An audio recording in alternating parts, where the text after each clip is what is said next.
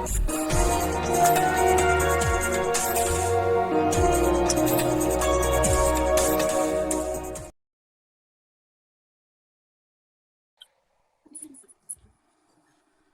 right, so we got Sardor, Salo, and Andy from Grand Street. Sador's from the Utrecht. So, Andy, what got you Yeah. started in the sport of wrestling? What got me started was my coach Garcia. Um he got me started in elementary, and ever since then I've just been wrestling since then, like on and off. But yeah, he's the one that got me into wrestling, and yeah. Did you What actually about it? wrestle like before high school? Oh yeah, I did. Did you like really like train a lot and compete and stuff like that, or was it Uh just training practice? training a lot, to be honest. No, it was like more so kind of like on and off with wrestling, especially during middle school. I would always go to Grand Street here and there, and I would also go to Harlem Jets. I don't know if you know, with Eric Bokenegger's dad, but with that being, like, I never really took the sport like as serious. But things happen for a reason. So I actually known Coach Eric Palmer, who runs Harlem Jets, as you know. I've known him since high school. I actually trained out there a bunch. I was training out there in like 2021. Kingston actually invited me. Remember Kingston? Kingston, He's at I Columbia don't now. recall him. Kingston Daniel. Kingston, So he wrestled out in like New England and stuff for high school, did he? but in middle school he was in NYC. So yeah, I know Eric Bocanegra, the dad and the kid and all that. Yeah. So yeah, Harlem Jets a good spot. But how was it traveling from Brooklyn into Harlem like a bunch? I mean, it was, to be honest, I was in middle school at the time. I really didn't know how to commute.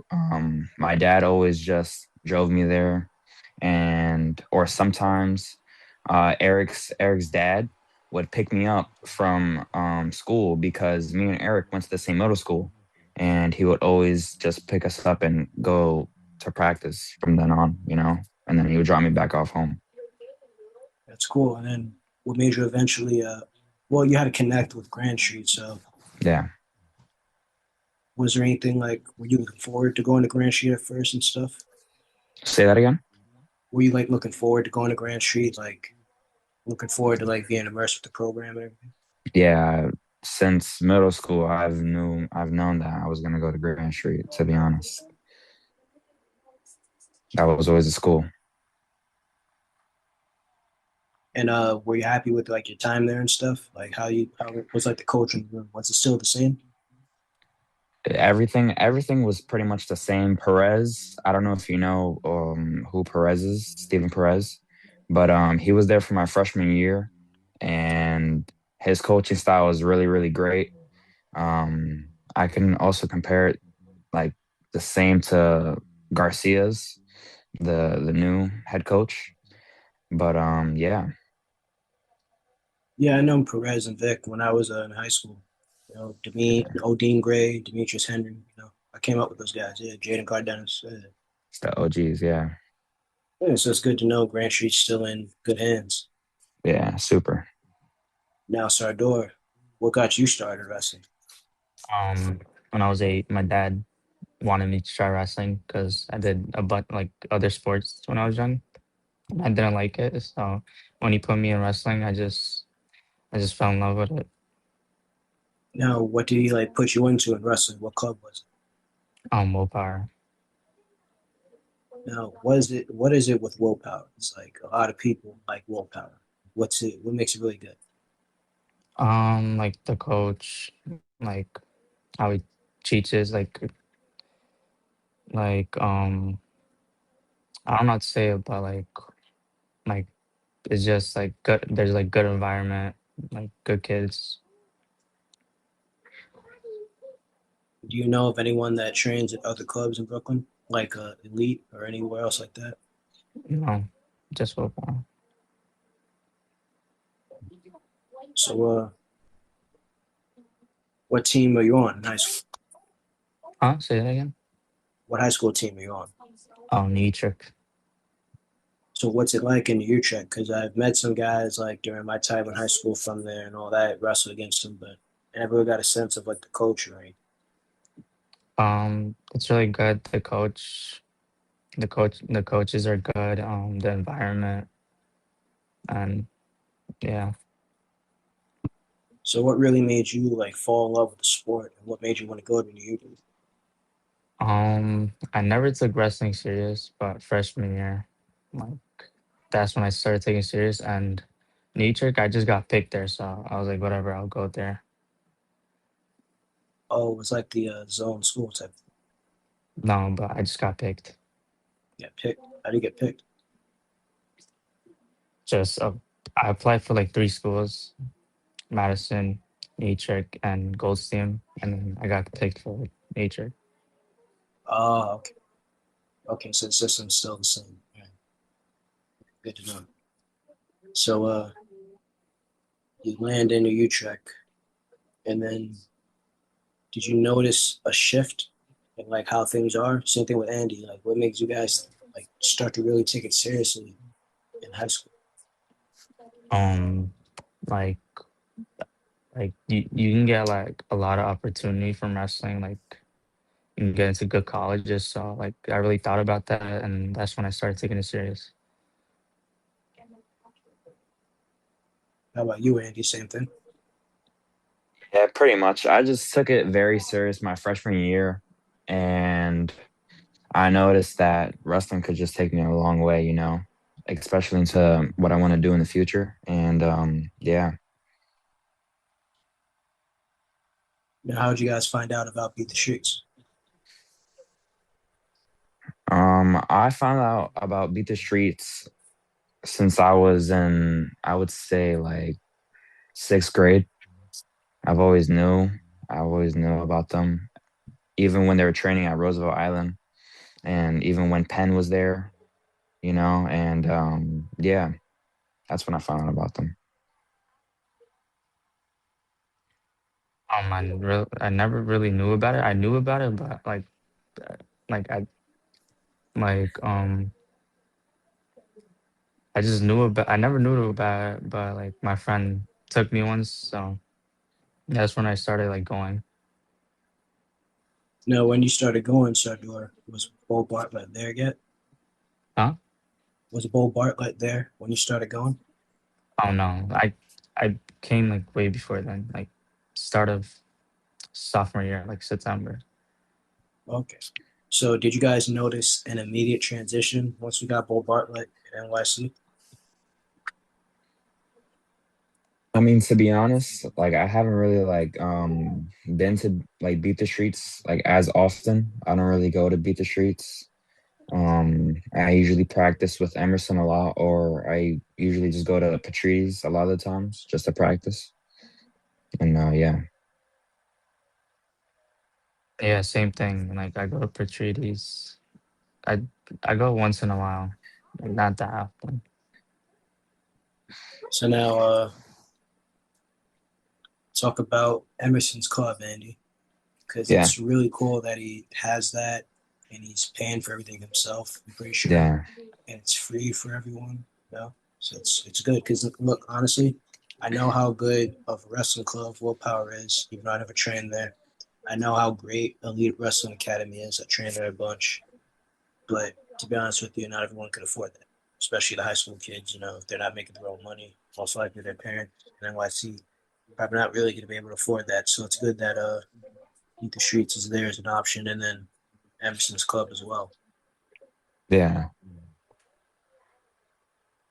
I mean, so like with his club, um, I would say he provides for everybody. He wants everybody to get better. He wants everybody to be city champ, state placer, state champ.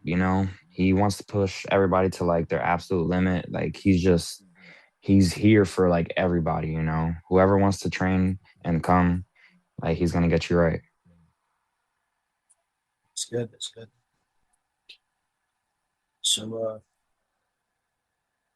Eat the Streets, they started doing the national duels. Okay, have you wrestled at any of them? Have I wrestled? No, I haven't. I don't really go to beat the streets. Not right.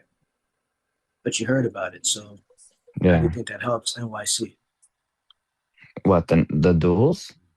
Yeah, I would say like it helps put NYC like on the map. Basically, like it's like it gets like it shows that everybody like gets like a chance to like show like their skills and like what they're capable of and just like what they're capable of and just doing, And yeah,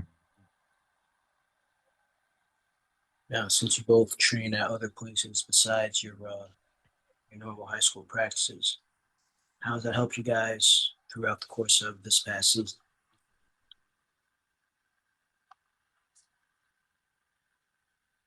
say that again, please. How much training at other clubs and such and other practices helped you guys out throughout the course of this past season?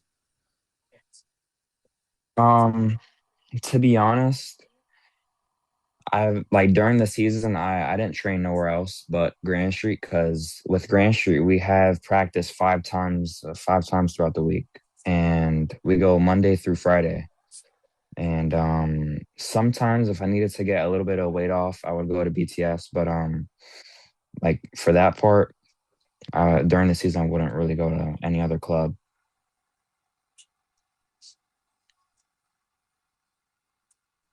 Sardor, how about you? It helped me cutting weight mostly because I had to cut a lot of weight. So like I just had more like it gave me more time to cut weight. What weight class did you go? I'm at 118 this season, What do you walk around at? like 140. Why are you so big? Just eat it a lot. And then you're going 118, you said? Like, what? Why? Um, I really wanted to go to state, so I knew like 118.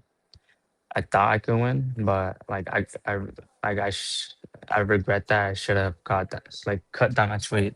Like I got gassed really easily. Like my stamina was not like it was not like how it usually is. Yeah, a lot of people make that mistake, thinking that they'll have some kind of mythical advantage cutting a bunch of weight. I think the wrestlers aren't as good in the lower weights, but you're not going to be as good at cutting that much weight. Yeah. So glad that you learned that hopefully next season you won't cut so much weight. Yeah. So speaking of that, specifically though for both of you, how exactly did your seasons go? My season was not fun. All I did was cut weight. So yeah. What about you, Andy?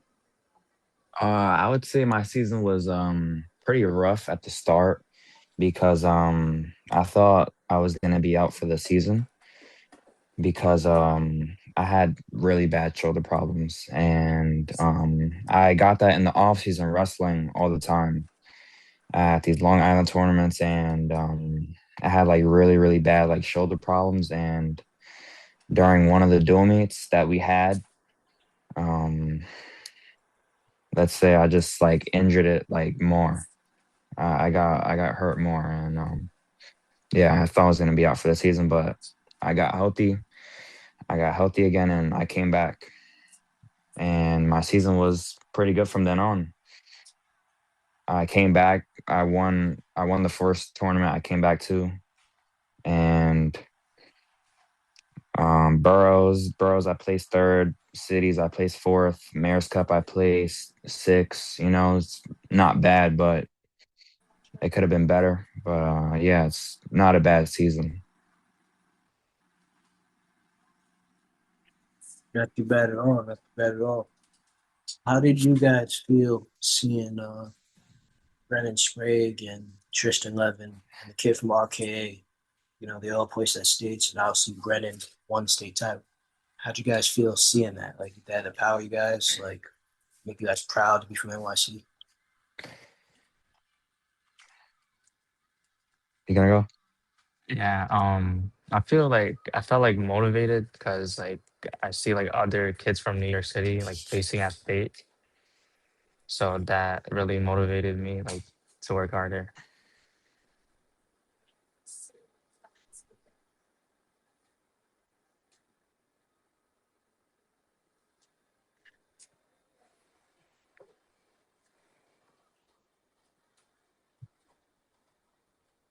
Oh, Andy. Yeah. I would say it made me like feel like proud, especially for all three of them. And with Aiden, he's been with Emerson for like quite a while too. So I've gotten to train with Aiden many times, and just seeing him place was like really like great. And for Tristan and Brennan to for Brennan to win states was nice, and for Tristan to place top three was good as well. Like they're all three of them are repping NYC. Especially considering that Brendan Sprague only started wrestling in ninth grade and really only has 3 complete years of wrestling. He doesn't even have 4 complete years, so it's Mhm. like a class all of his own. Exactly. So I asked some coaches about this. You guys probably saw the video I put up of the Farrell coach I interviewed at Final X. Do you Yeah. guys think that there's some more Brandon Sprague, there's some more Brandon Nunez? I don't know if you heard about him in Yeah. 2017. Yep, yeah, he won states in 2017, and he only started wrestling ninth grade as well. Beat somebody from Farrell, right? So pretty poetic. But do you think there's any more guys like that out there? I mean, I would say so. It's just I would say like within like all due time we would see, but like off like anybody that I know, like no, not really. But there's always like things to see. So I believe there's more people like that that are capable of doing it, you know? How about you, Sardar? What Andy said. Yeah, I agree with that. So now something that me and that coach talked about is having the club mentality. So it's great that you guys train at other places. But Yeah, something to point out is that unfortunately NYC is not a hotbed for wrestling. So they were definitely going back to when I was in high school, and I can tell now I've been at enough dual meets where there's plenty of guys that kind of need to beat the streets. They need willpower. They need to go to another practice to supplement whatever they're probably not getting in their own high school practice. So it's great to know that Grand Street is one of those teams that's very consistent. That if you go to Grand Street, that's really the only place you're going to need to go. Now, because obviously everybody practices 5 days a week. You're not going to have to split time between Grand Street and anywhere else because you get pretty much everything you need there. exactly. And then in the off season, you still do have that club mentality. So, like, what is it about Emerson and how he coaches and his approach to things, his mindset? Because he's kind of new at running a club. Like, he pretty much just started not a year ago. So, and he already has a state placer. So, I mean, what does he have in terms of how he coaches and stuff that is unique? I mean, I would say like what makes him different is like his mindset. He wants everybody to like get at it. Like he doesn't care if you lose. He doesn't really care if you win. He just wants you to go out there and wrestle, wrestle your best and just be mean out there basically. But yeah, that's pretty much it. He's really, really, really good coach. Now, with Emerson, really doing this from like his heart, not even trying to make any money out of it, Yeah. do you honestly think we could have another Brandon Nunez type situation, another Brendan Sprague, where somebody with no wrestling experience at all comes in there in ninth grade, just finds out what the sport is, and eventually in a few years gets that state title? Do you think it could happen? 100%. They just got to have the like passion for it, you know? But especially with Emerson as well, he's going to push you to that level and I feel like he's going to push you to like those limits and yeah, yeah, like he's going to like make it happen, you know? He would make it happen. It's great to see the connections in NYC still running deep. You know, and Emerson as an alumni coming back and starting his own club. It's good to see alumni still coming back and helping out, coaching at their former high schools and such, like the Farrell coach I interviewed. So it's all just really cool to see. It helps you guys out. But I want to ask how the two of you guys even meet. Yeah, you're both from Brooklyn, but you're both on different teams. Yeah. So we actually met I would say like first interaction was at Patrides, like the Patrides practice. But I've always seen Sardor at like city tournaments, but I've actually seen him in the city finals. And yeah, like our first interaction was at the Patrides practice. Yeah, that's real cool that trees is still like that. The OLA's still doing that. Yeah, You guys could just go in there and practice. You know, as an alumni, I was going back and practicing there. Trees got to roll around with some pretty good guys and stuff. So that's good. It's good that there's a connection in NYC across all five boroughs. It seems like that's good. So yeah. I want to ask you guys. I kind of already know, but for people that might not know, how was it practicing at Trees? Um, I would say it's pretty much like a off season practice, you know, like not too much conditioning, just learning techniques, just reps of just like the basics, you know, and yeah, that's pretty much on how I view it. What about Sardor? Yeah, it's a basic practice, like off season. Like you still get your work in. Like we hand fight a lot. Um, we learn like techniques and stuff. Now, something that I picked up on when I was wrestling in high school, if you saw someone that trained at willpower or elite, or if you saw someone, you know, that was from a certain team, people would tend to get scared. Do you notice any of that, something? Yeah. I would say so as well. Yeah, like I don't know. I felt like last year, especially during like Burrows. I don't know if Sador remembers, but like a lot of kids were just repping the willpower shirt, and like Yeah. some of my teammates were just like they were saying like if they were like nervous or something like that. Like you know they seemed like nervous, but I don't know how other kids really view it. I'm sure like they might be nervous or I don't know. You know. Yeah, like even Madison. I know they're still doing great things now, but even when I was in high school, like I'd be at the Brooklyn Tech tournament and I gotta go against somebody from Madison. It's like, damn, I gotta have like a whole like a real match from like the first thing. Like, come on. I gotta go against somebody from Grand Street. Come on. Like, why can't I Yeah. wait until later in the tournament? Yeah. I 100% agree. Do you guys take pride in that though? Like you being from Grand Street, Sador being from Willpower, you know, take pride in like that's where you train or that's your high school and people like fear that, you know? Yeah, I take like much pride in like where I come from, especially Grand Street, because I feel like Grand Street is like super like historic and like because I feel like we have like a lot of achievements, you know, and I would always rep Grand Street even when I leave high school, you know. And that's a good point. New York City's first NCAA All American at all was Demetrius Henry, Exactly. same age as me, class 2018.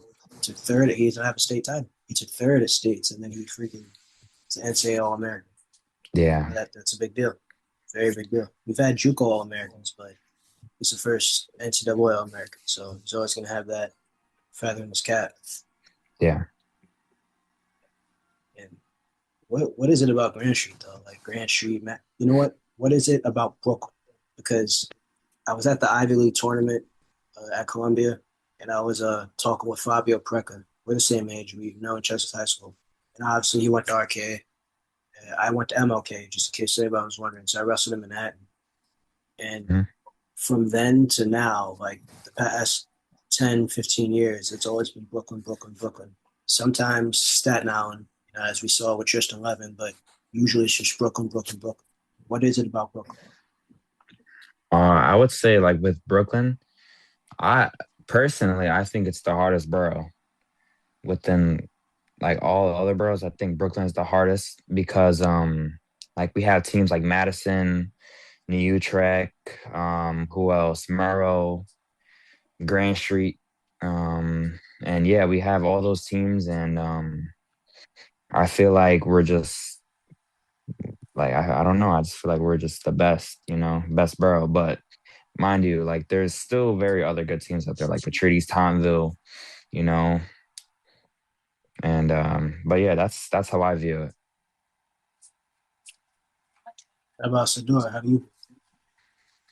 I think yeah, Brooklyn like the hardest borough because there's way more harder competition in Brooklyn, and there's like a lot of schools that are really good. I'm thinking it's youth programs, honestly.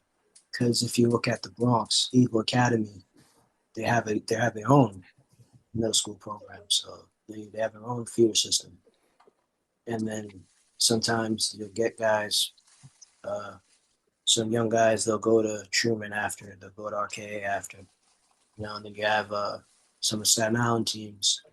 If they don't, like Tottenville has their own feeder system, but if a team doesn't, they'll New Jersey's right there, so they'll just go to New Jersey.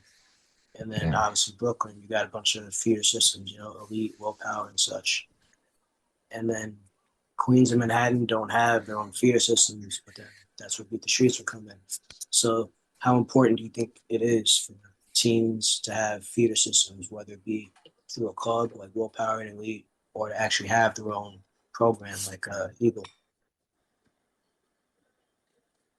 I mean, I would say it's like pretty important, but I feel like teams shouldn't really much rely on those like things. And but I would say like it comes in clutch basically. Like it works.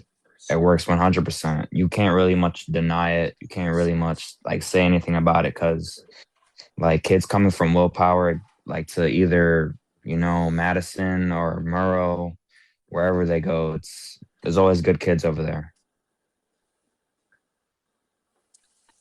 So, Yeah, basically what Andy said, I agree with that.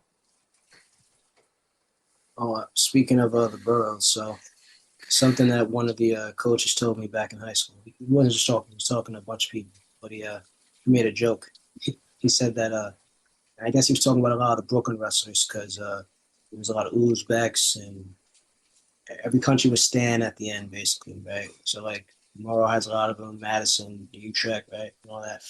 So he said, if you can't pronounce their last name, don't tie up. Yeah, Yeah, And then that goes into a lot of what we're saying. You guys learn those upper body positions so early and stuff like that, where a lot of people in NYC don't even know what Greco is, at least not right away. So then it gives you guys a serious advantage. But Andy, you were yeah, saying that not to rely on the youth level. Are you saying that because there could be like you could do things like how Brendan Sprague did it or how Brandon Wilson did it? 100%. That's how I think of it. Yeah. And we talked before we started recording about that dual meet that Utrecht had against Patrides and Sardor wrestled Brandon Munoz. And I didn't know who Sardor was at the time, but I do remember being there. And Brandon won the match. And Brandon had not been wrestling anywhere near as long as Sardor. So I guess that kind of proves the point that once that whistle blows, it's a matter of what you do and don't do right and wrong during the match. So the last thing I want to ask is, what do you guys really think it'll take for NYC to really show up, not just at the high school level, but Andy, you're going to college. Are you going to be able to have a chip on your shoulder and really try to show up the way that Demetrius did? Same thing with Sardor. Are you going to be able to show up these next couple of years? And I would say obvious, like not obviously, but like, of course, I would have a chip on my shoulder. I wanna, I wanna like repeat on what Demetrius did. And that's exactly like that's the goal. So that's how I view it. Yeah, like repeat what he did, or like do better, like be better.